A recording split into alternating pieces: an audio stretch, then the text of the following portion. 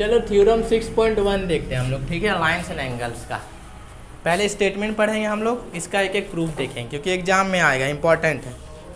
तो थ्योरम 6.2 बोल रहा है कि if two line intersect each other then the vertically opposite angles are equal. बोल रहा है कि अगर दो लाइन है और वो वर्टिकली अपोजिट, ठीक है ना, अगर कोई दो लाइन है और वो आपस में इंटरसेक्ट कर रहा है तो उसका वर्टिकली अपोजिट एंगल्स क्या होगा? इक्वल होगा।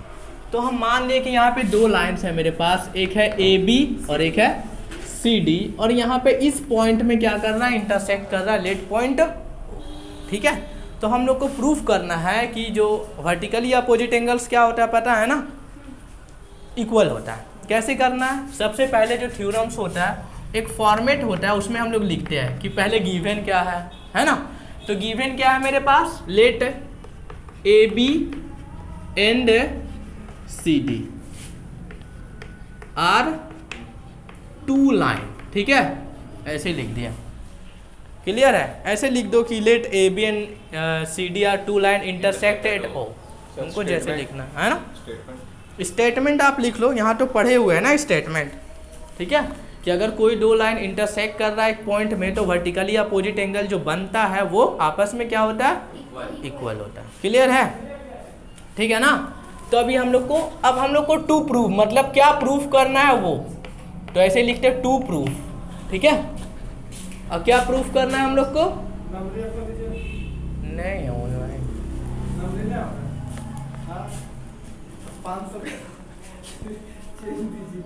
नहीं है, मोबाइल अकाउंट में है जो पैसा।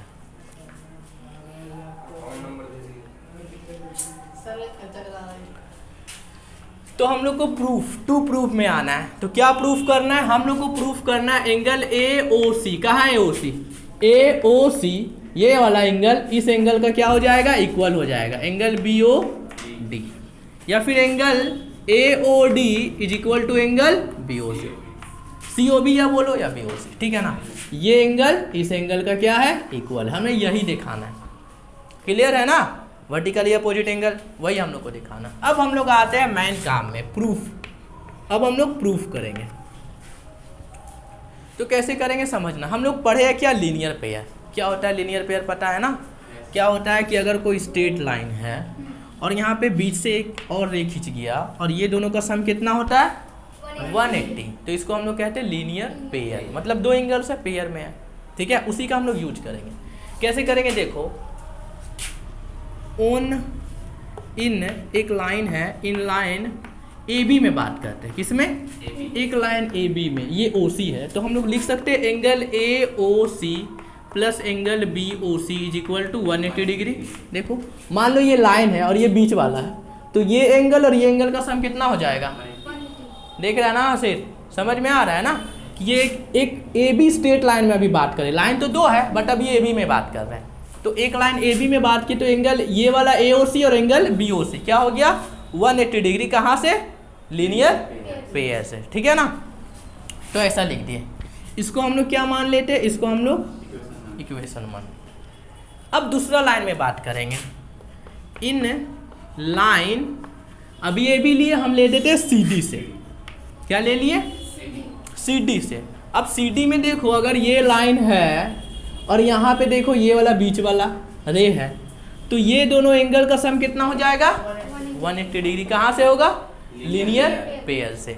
तो हम लोग लिख सकते हैं एंगल AOC प्लस एंगल, देखो सॉरी, एंगल BOC, बोल दो भाई, BOC प्लस एंगल BOD क्या हो गया? 180 डिग्री। कहाँ से? लीनियर पेयर से। लिख दो यहाँ पे लीनियर पेयर, ठीक है। पूछना तो नहीं है? तुझको आसिफ पूछना है क्या? देख ले इधर भाई, फिर प्रूफ करवाएंगे। अब अगर ये 180 इक्वल है तो ये दोनों भी क्या हो जाएगा? आपस में इक्वल हो जाएगा। तो लिखेंगे फ्रॉम 1 एंड 2 से क्या हो जाएगा? Angle AOC plus angle BOC is equal to angle BOC plus angle BOD लिख सकते हैं कि नहीं लिख सकते हैं? अब यहाँ से देखो ये BOC और ये खत्म हो गया, तो क्या हो गया? Angle AOC is equal to angle BOD। तो देखो कहाँ है AOC? AOC और एंगल BOD ये दोनों आपस में इक्वल हो गया ना। कैसे लिए समझ में आया? फिर से समझते हैं कि एक लाइन लिए AB, उसमें ये लीनियर पेयर लगा है, फिर दूसरा लाइन CD में यहाँ से लीनियर पेयर। अच्छा पता है ये दोनों क्यों लिए? अगर ये दोनों लेते तो पॉसिबल होता है क्या? नहीं होता। अगर BOD और AOD लेते तो फिर ये अलग हो जाता। एक कॉमन लाइन लेना जरूरी था। कौन था वो कॉमन एंगल? BOC। इसमें लिए थे एंगल AOC, तो यहाँ पे भी BOC था। और अगर हम इसमें लिए CD में तो BOC और BOD, तो BOC दोनों में आ रहा है, तब कट रहा है ना। तो यहाँ पे ये वाला कॉमन था। समझ में आ रहा है आसिफ? पूछना है पूछ लो, ठीक है, कि BOC हम लोग क्यों लिए हैं। ठीक है, क्लियर हुआ? नहीं हुआ? फिर से समझो कि अभी हम लोग क्या लिए कि एंगल AOC और क्या लिए एंगल BOC। कितना हुआ? 180 डिग्री हुआ कि नहीं हुआ? तो ये वाला और ये वाला मिला करके 180 डिग्री। अब फिर अगर हम CD में बात किए तो ये BOC ये वाला एंगल और एंगल BOD ये भी कितना? 180 डिग्री। ऐसा इसलिए लिए क्योंकि यहाँ पे BOC और BOC खत्म हो जाएगा और AOC इज इक्वल टू क्या हो जाएगा? BOD हो जाएगा। ठीक है, समझ में आया? थोड़ा सा प्रैक्टिस करना होगा अच्छा से। अब हमको एक तो हो गया भाई ये वाला BOC। सिमिलरली तू इसको लिख सकता है, बट इसको प्रूव भी करना है तो कर दे, सही रहेगा। क्या क्या करते हैं हम लोग? सिमिलरली लिखते हैं। तो सिमिलरली भी हम लोग लिख सकते हैं, ऐसे लिख सकते सिमिलरली। अच्छा यहाँ पे लिखेंगे similarly, it can be proved angle क्या है? Angle AOD is equal to angle BOC equal. इसको भी हम लोग वैसे ही करेंगे कि एक लाइन लेंगे, ये दोनों का एंगल लेंगे और फिर ये दोनों का लेंगे। ठीक है ना? AB में अगर लेंगे तो ये दोनों का लेंगे और फिर ये दोनों, तो ये कॉमन रहेगा तो ये मेरा कट जाएगा और AOD is equal to BOC लगेगा। देखो थ्योरम इंपॉर्टेंट है क्योंकि इसी से रिलेटेड क्वेश्चन है, तो हम लोग को करना पड़ेगा। ठीक है, तो इसलिए वर्टिकली अपोजिट एंगल्स मेरा क्या हो गया? इक्वल हो गया। और क्यों हो गया समझ में आ रही है ना बात? पूछना है, आगे बढ़े। हाँ ऐसे झूठ खाली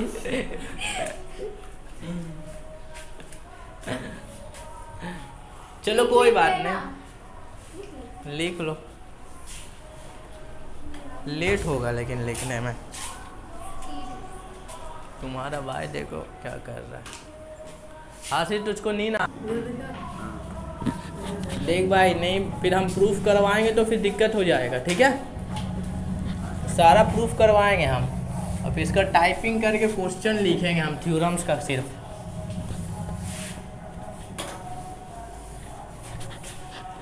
अब देखो थ्योरम 6.2 है। क्या है? 6.2 क्या स्टेटमेंट पढ़ लेते हैं। इफ ए ट्रांसवर्सल, पता है ट्रांसवर्सल क्या होता है? ठीक है, क्या होता है बोलो बोलो। जरूरी नहीं कि पैरेलल हो, बताए थे ना। ठीक है, मतलब दो लाइंस को तीसरा लाइन कट कर रहा है 2 पॉइंट में, तो वो बोल रहा है कि अगर if a transversal intersect 2 parallel lines then each pair of alternate interior angle is. बोल रहा है कि अगर कोई 2 पैरेलल लाइंस है लाइक AB और CD, ये दोनों पैरेलल है और एक तीसरा लाइन मेरा ट्रांसवर्सल है PQ R और S। ठीक है, मेरा एक PS क्या हो गया? ट्रांसवर्सल लाइन है और कहाँ पे कट कर रहा है? Q और पॉइंट R में। तो इसका अल्टरनेट इंटीरियर एंगल इक्वल होगा, हमें प्रूफ करना है।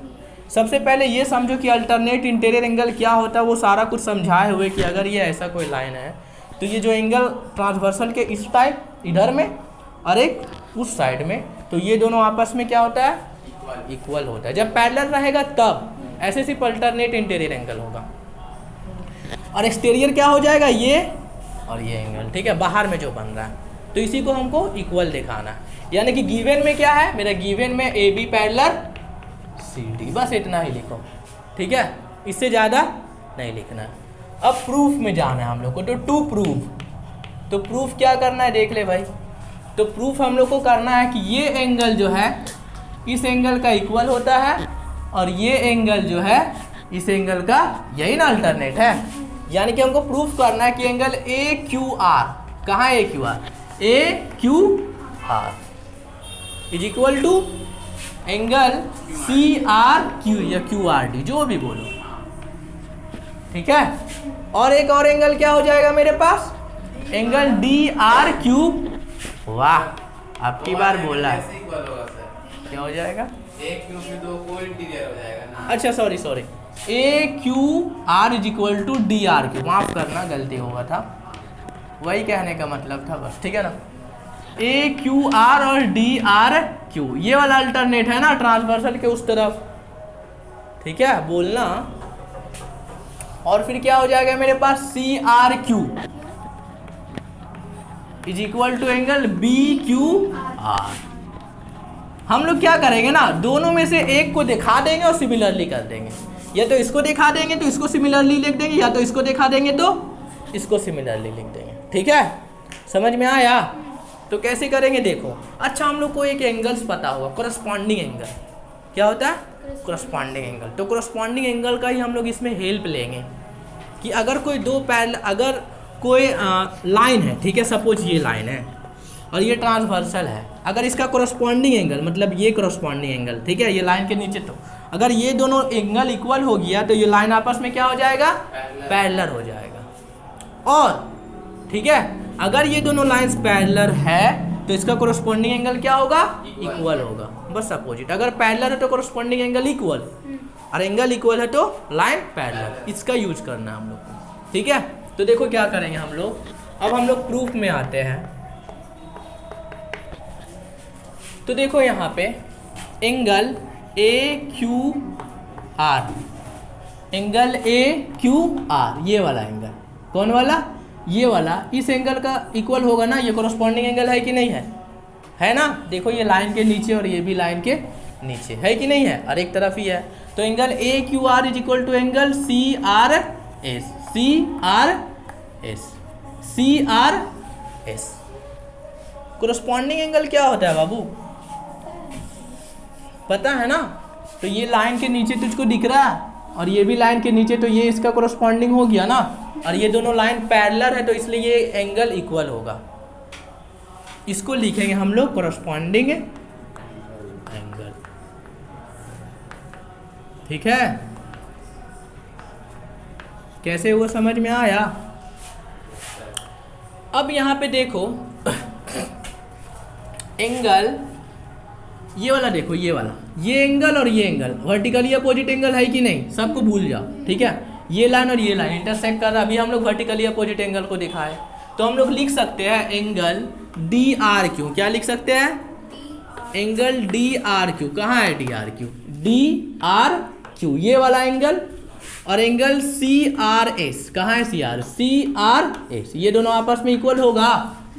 कैसा एंगल है ये, वर्टिकली अपोजिट एंगल, बहुत इंपॉर्टेंट है क्योंकि आगे बहुत सारा थ्योरम्स आएगा। अभी से हम लोग को ये सब छोटा छोटा थ्योरम है, आगे ट्राइंगल और क्वाड्रिलेटरल में हालत ख़राब करने वाला है, ठीक है। तो अभी से ही आदत बनाना होगा। तो ये देखो मेरा 1 हो गया और ये मेरा 2 इक्वेशन मान ली हम। तो देखो क्या हुआ, कोई बात नहीं, A Q R is equal to C R S और D R Q is equal to C R S. तो यहाँ से सी आर एस और सी आर एस इक्वल, तो ये एंगल और ये एंगल इक्वल। भाई कैसा चौक तो लोग देता है। सर बैठा दिए बच्चे को, डर लग रहा है। इधर बोला लो उसको।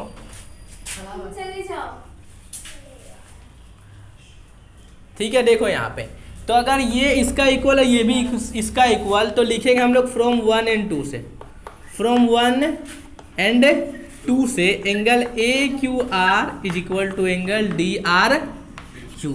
तो ये एक अल्टरनेट इंटीरियर एंगल इक्वल हुआ कि नहीं हुआ? हो गया। हुआ ना? कौन सा हुआ? A Q R is equal to D R Q. ये दोनों एंगल आपस में इक्वल हुआ कि नहीं हुआ? तो इसलिए हम लोग लिखेंगे सिमिलरली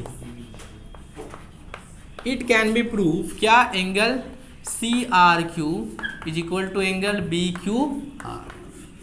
बस हम लोग को सिमिलरली लिखना है और ये हमारा क्या हो गया? प्रूव हो गया। ठीक है, और इसको थोड़ा सा प्रैक्टिस करना चाहिए, बिना प्रैक्टिस नहीं समझ में आएगा। सारा थ्योरम बताइएगा सर। हाँ, सोच तो रहे हैं। टाइम चलेगा। हाँ, अरे कोई बात नहीं। Sir don't think, just do it. अब थ्योरम 6.3 देख लो। थ्योरम देखो, यहाँ पे ध्यान दो। 6.3 थ्योरम 6.3 जो है वो कन्वर्स है थ्योरम 6.2 का। ये कहता है कि अगर थ्योरम 6.3 जो है ना बाबू, थ्योरम 6.2 का कन्वर्स है, उसका उल्टा है। क्या है? उसका उल्टा है। कैसे उल्टा है समझेंगे कि बोल रहा है कि अगर कोई दो लाइन है, क्या है? दो लाइन है, यहाँ पे ही लिखते हैं। अगर कोई दो लाइन है उसमें कोई ट्रांसवर्सल इंटरसेक्ट कर रहा है, क्या कर रहा है?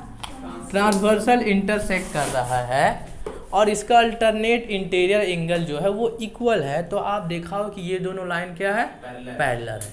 इससे पहले क्या बोला था कि अगर कोई दो लाइन पैरेलल है और कोई ट्रांसवर्सल उसको इंटरसेक्ट कर रहा है दो पॉइंट में, तो इसका अल्टरनेट इंटीरियर एंगल इक्वल है। इसमें अल्टरनेट इंटीरियर एंगल इक्वल है, हमें A B parallel C D दिखाना है। समझ में आया ना? तो इसका पूरा का पूरा क्या है?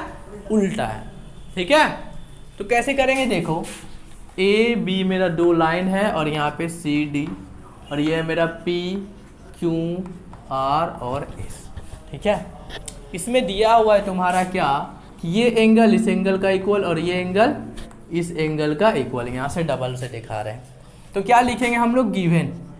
सबसे पहले लिखते हैं गिवन, तो क्या लिखेंगे बोलो? Angle A Q R is equal to angle D R Q. ठीक है, तो एंगल डी आर क्यू, फिर क्या है? एंगल बोलो, हाँ, C R Q is equal to angle B Q R. ये हम लोग का गिवन है। हम लोग को प्रूफ क्या करना है? प्रूफ क्या करना है? हम लोग को प्रूफ करना है ए बी पैरेलल, यही प्रूफ करना है। अब कैसे करेंगे? फिर कॉरस्पॉन्डिंग एंगल का। हम क्या बोले थे कि अगर कोई दो लाइन है और उसका कॉरस्पॉन्डिंग एंगल इक्वल होगा तो वो लाइन पैरेलल होगा, और अगर वो दो लाइन पैरेलल है तो उसका कॉरस्पॉन्डिंग एंगल इक्वल होगा। बस यही चीज़, इसमें कॉरस्पॉन्डिंग एंगल्स का ही खेल है। बैठ जाओ बाबू तुम। ठीक है, तो अभी देखो क्या करेंगे। अभी देखो क्या करेंगे हम लोग। हमको ये दोनों लाइंस को क्या दिखाना है? पैरेलल दिखाना है, तो इसका कॉरस्पॉन्डिंग एंगल को इक्वल दिखाना है। वर्टिकली का लगाते हैं। क्या लगाते हैं हम लोग? वर्टिकली का। Angle C R S is equal to angle D R Q. कहाँ है सी आर एस और D R Q? C R S और डी आर क्यू कौन सा एंगल है यहाँ पे? Vertically opposite angle. ठीक है, इसको लिख देना। अब यहाँ से देखो, यहाँ से ये C R S is equal to D R Q और यहाँ से A Q R is equal to D R Q. इसको मान लो 1 और इसको मान लो 2। तो फ्रॉम 1 एंड 2 से हम लोग क्या लिख सकते हैं? फ्रॉम 1 एंड 2 से कि D R Q is equal to C R S और D R Q is equal to A Q R. तो हम लोग लिख सकते हैं angle A Q R is equal to angle C R S. होगा कि नहीं होगा? होगा ना? तब इसलिए देखो यहाँ पे ए क्यू आर और सी आर एस, यानी कि ये एंगल और ये एंगल कॉरस्पॉन्डिंग एंगल है कि नहीं है? देखो तो, ये लाइन के नीचे, ये भी लाइन के नीचे। तो लिखना है स्टेटमेंट, क्या लिखना है? These two equal angles. क्या लिखना है? These two equal angles are corresponding angle. क्या है? corresponding angles, इसलिए hence AB पैरेलल CD। ठीक है, समझ में आया कुछ कि नहीं?